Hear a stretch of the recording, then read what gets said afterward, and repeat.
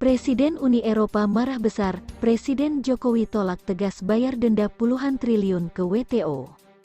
Presiden Joko Widodo, Jokowi, menyampaikan bahwa Indonesia telah sengaja dibuat kalah atas gugatan Uni Eropa di World Trade Organization, WTO. Gugatan ini muncul atas sikap Indonesia melarang ekspor nikel mentah pada 2020. Uni Eropa pun menuntut ganti rugi yang sangat besar kepada Indonesia lewat para pimpinan WTO.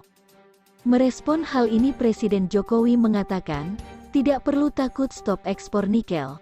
Kelihatannya kita memang dibuat kalah di WTO, tetapi industri kita akhirnya sudah, jadi kenapa takut? Meskipun kalah, Jokowi bilang, dengan adanya pelarangan ekspor nikel diharapkan dapat memperbaiki tata kelola dan nilai tambah nikel di dalam negeri. Tetapi impaknya akan bolak-balik, namun memang harus kita lawan, terangnya. Sebelumnya, Menteri Investasi Kepala Badan Koordinasi Penanaman Modal, Bahlil Lahadalia menyampaikan jika Indonesia kalah atas gugatan Uni Eropa di WTO, tidak ada masalah bagi smelter di dalam negeri. Indonesia akan membuat aturan baru untuk tetap mendorong pengembangan hilirisasi yang maksimal di Indonesia. Bahlil bilang, banyak instrumen yang bisa digunakan.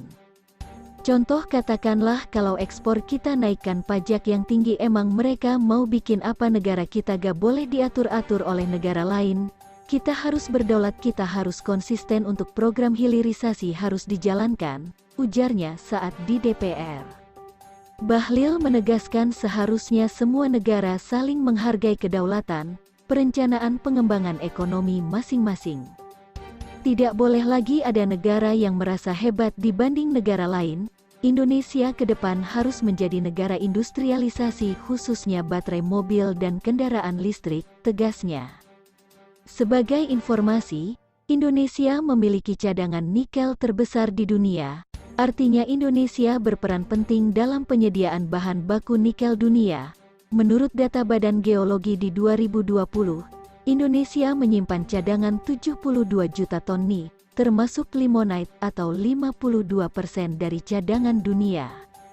Indonesia menyimpan 11,7 miliar ton cadangan biji nikel dan 4,5 miliar ton cadangan. Adapun cadangan nikel ini sebagian besar 90% tersebar di Sulawesi Tengah, Sulawesi Selatan, Sulawesi Tenggara, dan Maluku Utara.